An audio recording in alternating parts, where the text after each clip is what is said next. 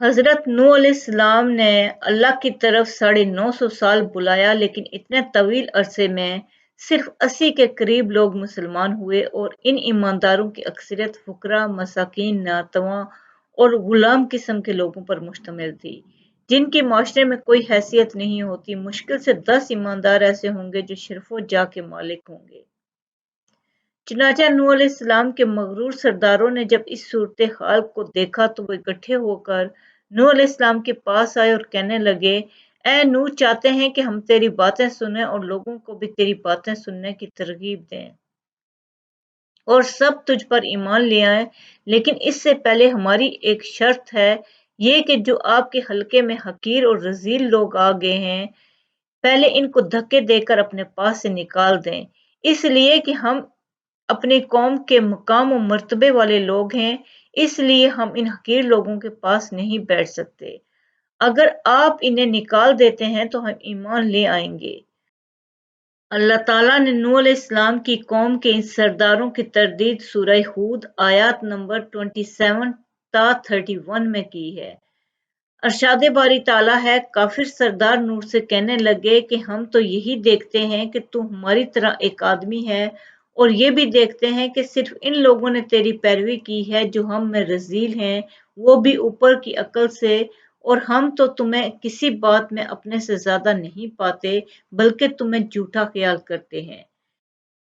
नूह ने कहा, मेरी कौम, देखो, अगर मैं अपने रब की तरफ से साफ रास्ता पर हूँ और इसने मुझे अपने पास से रहमत भेजी हो, तो फिर वो तुम्हें दिखाई ना दे तो मैं क्या जबरदस्ती तुम्हारे सर मुड़ दूं और तुम इससे नफरत करते हो। और ए मेरी कौम, मैं तुमसे इस पर कुछ माल नहीं मांगता, मेरी मजदूरी अल्लाह ही के जिम्मे है और मैं ईमानदारों को हटाने वाला नहीं। बेशक वो अपने रब से मिलने वाले हैं, लेकिन तुम्हें जाहिल कौम देखता हूँ। और ए मेरी कौम, अगर मैं इन्हें हटा दूं तो मुझे अल्लाह से कौन छुड़ाएगा? क्या फिर तुम नहीं समझते? और मैं तुम्हें नहीं कहता कि मेरे पास अल्लाह के खजाने हैं, और न ये कि मैं गैब का इल्म रखता हूँ, और न ये कहता हूँ कि मैं फरिश्ता हूँ, और न ये कहूँगा कि जो लोग तुम्हारी नज़र में हकीर हैं, अल्लाह इनको भलाई ना देगा। अल्लाह खूब जानता है जो कुछ इनके दिलों में है। ऐसा कहूँ तो मैं बेइंसाफ हूँ। इस पर नूह अलैहिस्सलाम की कौम अकड़ गई और वो कहने लगे, ए नूह, बस बहुत हो गया, तूने हमें बहुत डरा धमका दिया। अगर तू सच्चा है तो जिस चीज का वादा तू हमसे करता था तो इसको ले आ। नूह अलैहिस्सलाम ने इनकी बात सुनकर कहा, अजाब लाना तो अल्लाह का काम है, अल्लाह को कोई आजिज नहीं कर सकता, और जब इसका अजाब आ जाएगा तो कोई भाग नहीं सकेगा। इसके बाद नूह अलैहिस्सलाम की कौम का इनसे आमना सामना हुआ तो उन्होंने इनसे कहा, ए मेरी कौम, अगर तुम पर ये गिरां गुजरता है कि मैं तुम में रहता हूँ, तो तुम्हें अल्लाह की बातें सुना रहा हूँ, तुम इससे चिढ़ते हो और मुझे नुकसान पहुंचाने के दर पे रहते हो, तो सुनो। मैं साफ कहता हूँ कि मुझे तुम्हारा कोई खौफ नहीं और तुम्हारी कोई परवाह नहीं, तुमसे जो हो सके कर गुजरो। मेरा जो बिगाड़ सकते हो बिगाड़ लो, तुम अपने शरीकों और झूठे माबूदों को भी बुला लो और मिलजुल कर मशवरे करके बात खोल कर पूरी कुवत के साथ मुझ पर हमला करो। तुम्हें कसम है, तुम मेरा जो बिगाड़ सकते हो बिगाड़ लो, इसमें कोई कसर उठा ना रखो, मुझे बिल्कुल मोहलत न दो, अचानक मुझे घेर लो, मैं बिल्कुल बेखौफ हूँ, इसलिए कि मैं तुम्हारे रास्ते को बातिल जानता हूँ, मैं हक पर हूँ, हक का साथी अल्लाह होता है, मेरा भरोसा उसी अजीम जात पर है, मुझे उसकी कुदरत की बड़ाई मालूम है। नूह अलैहिस्सलाम ने वाज़ेह अल्फाज में अपनी कौम को चैलेंज किया, लेकिन किसी में इतनी ताकत न हुई कि नूह अलैहिस्सलाम का मुकाबला कर सके। चुनाचा कहने लगे कि इसे छोड़ दो, ये मजनू और बेवकूफ है।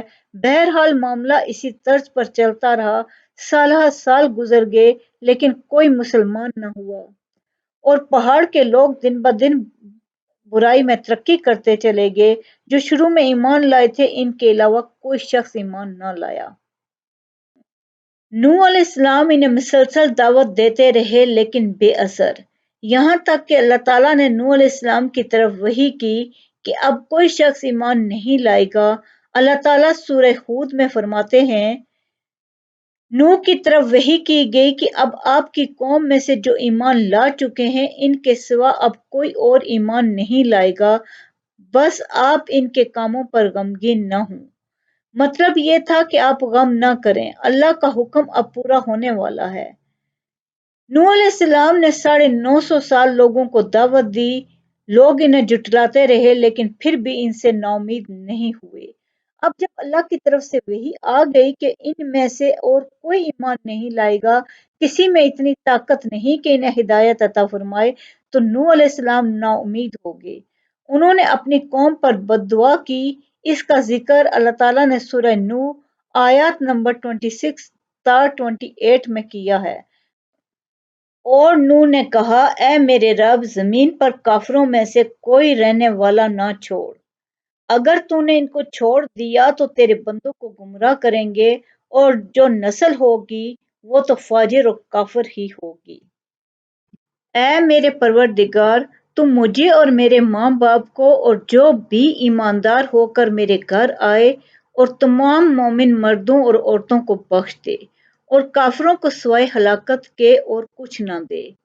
اللہ تعالیٰ فرماتے ہیں کہ جب نوح علیہ السلام نے ہمیں مدد کے لیے پکارا تو پھر ہم نے اس کی مدد کی اور اسے ایک بڑی کشتی بنانے کی وحی کی، لیکن نوح علیہ السلام نہیں جانتے تھے کہ وہ اتنی بڑی کشتی کیسے بنائیں، اور نہ ہی وہ بڑھئی تھے کہ اس کام سے واقف ہوتے۔ اس لیے اللہ تعالیٰ نے ان کی طرف یہ وحی کی کہ ہماری آنکھوں کے سامنے اور ہماری وحی کے مطابق ایک کشتی تیار کرو۔ اللہ تعالیٰ نے وحی کے ذریعے ان کی رہنمائی کی کہ وہ اس طرح کشتی تیار کریں۔ مزید تعلیم کے لیے جبریل علیہ السلام کو بھیج دیا، وہ انہیں بتلاتے گئے کہ اس طرح کشتی تیار کرو۔ نوح علیہ السلام ایک پہاڑ پر رہتے تھے، ان کے گرد بہت درخت نہیں تھے، نہ پانی تھا، چنانچہ انہوں نے بہت سے درخت اگائے، پھر ان کو کاٹا اور پہاڑ پر بیٹھ کر کشتی تیار کرتے رہے۔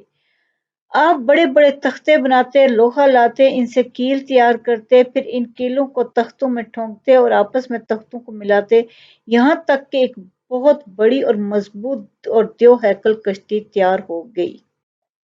ایک روایت میں ہے کہ نوح علیہ السلام نے اس کو 100 سال میں تیار کیا۔ یہ وہ کشتی تھی جسے نوح علیہ السلام نے اللہ کی ہدایت کے مطابق تیار کیا تھا۔ سورہ قمر آیت نمبر 13 میں ارشاد باری تعالیٰ ہے، اور ہم نے نوح کو اس کشتی میں سوار کیا جو تختوں اور کیلوں سے بنی ہوئی تھی۔ نوح علیہ السلام نے دعوت کا کام چھوڑ دیا اور کشتی بنانے لگے۔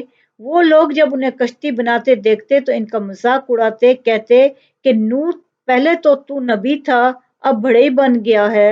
مزید کہتے کہ یہ ایسا مجنون ہے کہ پہاڑ پر کشتی بنا رہا ہے، تعجب ہے اس پر۔ اللہ نے ان کافروں کے مذاق کا ذکر سورہ ہود آیت نمبر 38 اور 39 میں کیا ہے۔ نوح کشتی بنانے لگے، اس کی قوم کی جو جماعت اس کے پاس سے گزرتی وہ اس کا مذاق اڑاتی اور کہتے کہ اگر تم ہمارا مذاق اڑاتے ہو تو ہم بھی ایک دن تم پر ہنسیں گے جیسے تم مسخرہ پن کر رہے ہو۔ تمہیں ایک دن بہت جلد معلوم ہو جائے گا کہ کس پر عذاب آتا ہے جو اسے رسوا کرے اور اس پر ہمیشہ کا عذاب اتر آئے۔ اس کشتی کا حلیہ ابن عباس رضی اللہ تعالیٰ عنہما ایک روایت میں یوں بیان کرتے ہیں، وہ بیان کرتے ہیں کہ حضرت نوح علیہ السلام نے پہاڑ پر ایک کشتی تیار کی اور اسے تارکول سے لت پت کیا، اسی وقت سے تارکول کا ظہور ہوا۔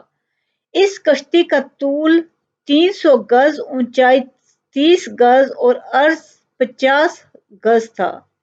ایک اندازے کے مطابق اس کا طول 1 کلومیٹر سے زیادہ تھا اور اس کی بلندی اور گہرائی کے بارے میں کہا گیا ہے کہ 30 ہاتھ تھی۔ یہ کشتی عام کشتیوں کی طرح اوپر سے کھلی ہوئی نہیں تھی، بلکہ جس طرح اس کو نیچے سے بند کیا گیا تھا اسی طرح اس کو اوپر سے بھی بند کیا گیا تھا، تاکہ اوپر سے جو بارش برسے وہ انہیں نقصان نہ دے، اور جس طرح نیچے والے غرق ہونے سے محفوظ رہیں اسی طرح اوپر والے بھی محفوظ رہیں۔